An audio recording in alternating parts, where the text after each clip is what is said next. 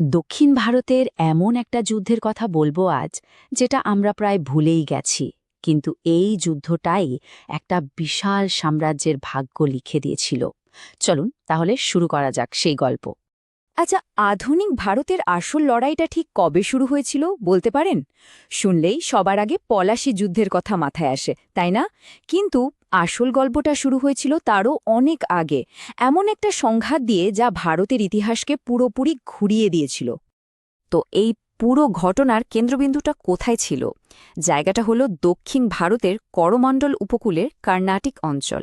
১৮ শতকে এই এলাকাটা ছিল ব্যবসা বাণিজ্য আর ক্ষমতার একটা হটস্পট, আর তাই সবার চোখ ছিল এই জায়গার দিকে।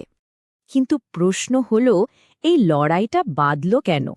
আর এখানেই আসল মজাটা। এ যুদ্ধের আগুন কিন্তু ভারতে লাগেনি। এর শুরু হয়েছিল হাজার হাজার মাইল দূরে, ইউরোপে। সেই আগুনই এসে পড়েছিল ভারতীয় উপমহাদেশে।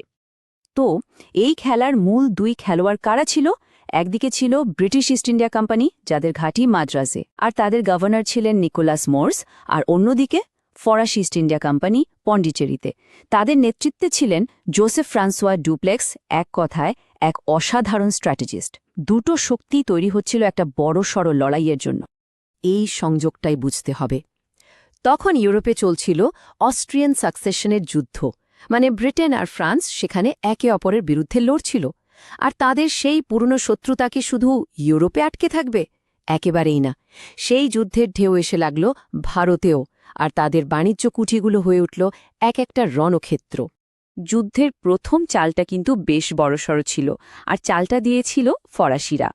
তারা সরাসরি ব্রিটিশদের সবচেয়ে গুরুত্বপূর্ণ ঘাঁটি মাদ্রাজ দখলের জন্য ঝাঁপিয়ে পড়ে। ব্যাপারটা খুব দ্রুত ঘটছিল। ১৭৪৬ সালের শুরুর দিকে ব্রিটিশ কমোডর বার্নেট কিছু ফরাসি জাহাজ ধরে ফেলেন। প্রতিবাদটা আসতেও দেরি হল না। ফরাসি অ্যাডমিরাল লা বুর্দনে একটা বিশাল নৌবহর নিয়ে চলে এলেন, আর সেপ্টেম্বরের ১৫ তারিখের মধ্যেই তারা মাদ্রাজ ঘিরে ফেলে। ব্রিটিশদের আর কোনো উপায় ছিল না, তাদের মূল ঘাঁটিটা ছেড়ে দিতে হলো। কিন্তু গল্পে একটা টুইস্ট আছে। ডুপ্লেক্স এই কাজটা একা করেননি। তিনি কর্ণাটিকের নবাব আনোয়ার উদ্দিন খানকে একটা প্রতিশ্রুতি দিয়েছিলেন। বলেছিলেন, আমি আপনার জন্যই মাদ্রাজ দখল করব। বোঝাই যাচ্ছে এই কথার পেছনে অন্য উদ্দেশ্য ছিল। এটাই ছিল ডুপ্লেক্সের ধূর্ত খেলার শুরু। কিন্তু ডুপ্লেক্সের কি আদৌ কথা রাখার কোনো ইচ্ছে ছিল? একদমই না। যেই না তিনি মাদ্রাজ নবাবকে দিতে অস্বীকার করলেন, নবাব রেগে আগুন। তিনি সাথে সাথে তার বিশাল সেনাবাহিনী পাঠিয়ে দিলেন। আর এর ফলে শুরু হলো এমন এক যুদ্ধ যা ভারতে ক্ষমতার সমীকরণটাই চিরদিনের জন্য বদলে দিয়েছিল। নবাব পাঠালেন তার ছেলে মাহফুজ খানের নেতৃত্বে এক বিশাল বাহিনী। সৈন্য সংখ্যা কত ছিল জানেন? ১০,০০০। আর তাদের বিপক্ষে হাতে গোনা কিছু ফরাসি সৈন্য। সংখ্যায় অনেক কম, কিন্তু অসম্ভব ডিসিপ্লিনড। মানে একেবারে ডেভিড বনাম গলিয়াতের লড়াই যাকে বলে। তো আদিয়ার নদীর তীরে মুখোমুখি হল দুই দল। একদিকে বিশাল ভারতীয় সেনাবাহিনী, অন্যদিকে ছোট্ট কিন্তু আধুনিক ইউরোপীয় বাহিনী। কাগজে কলমে তো ফলাফলটা বোঝাই যাচ্ছিল, তাই না? কিন্তু বাস্তবে যা ঘটল তা ছিল অবিশ্বাস্য। ফরাসিরা জিতল, আর জেতাটা এমন সেমন জেতা না, বলতে গেলে একতরফাভাবে নবাবের বাহিনীকে উড়িয়ে দিল। এই ফলাফলে পুরো উপমহাদেশে শোরগোল পড়ে গেল। এখন প্রশ্ন হল, এটা হলোটা কিভাবে? এই টেবিলটা দেখলেই ব্যাপারটা পরিষ্কার হয়ে যায়। দেখুন, ফরাসিদের ছিল হাইলি ডিসিপ্লিন ট্রেনিং, আধুনিক বন্দুক আর কামান, আর কোঅর্ডিনেটেড ফায়ারিংয়ের কৌশল। আর নবাবের বিশাল সেনাবাহিনী, তাদের সংগঠন ছিল দুর্বল, অস্ত্রশস্ত্র পুরনো। মানে টেকনোলজি আর ডিসিপ্লিন সংখ্যার চেয়ে অনেক বেশি শক্তিশালী প্রমাণ হল।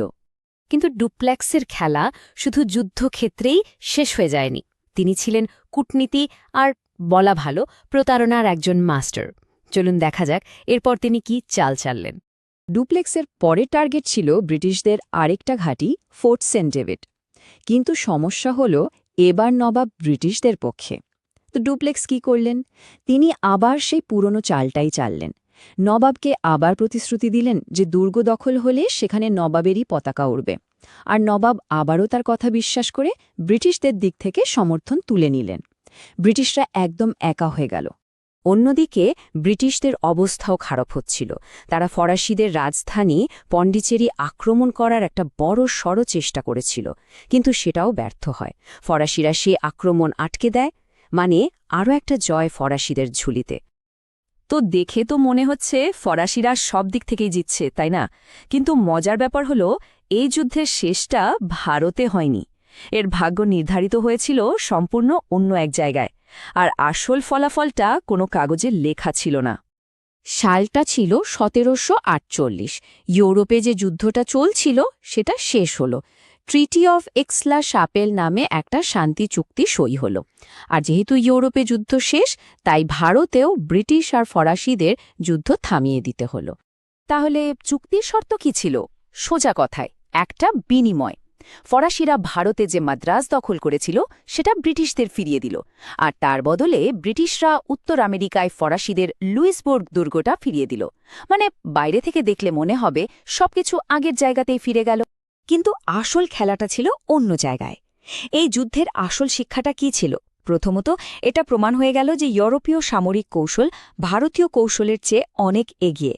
দ্বিতীয়ত, ভারতীয় শাসকরা হাড়ে হাড়ে টের পেলেন যে এই বিদেশি শক্তিগুলো কতটা ক্ষমতাশালী।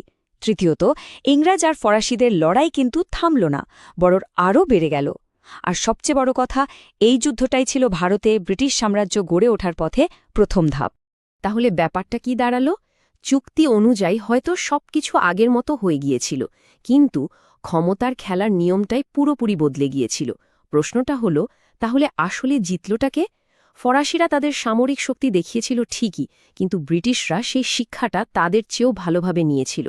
এই ছোট, প্রায় ভুলে যাওয়া যুদ্ধটাই আসলে একটা অনেক বড় লড়াইয়ের মঞ্চ তৈরি করে দিয়েছিল, যে লড়াই শেষ পর্যন্ত পুরো ভারতের ভাগ্য নির্ধারণ করে।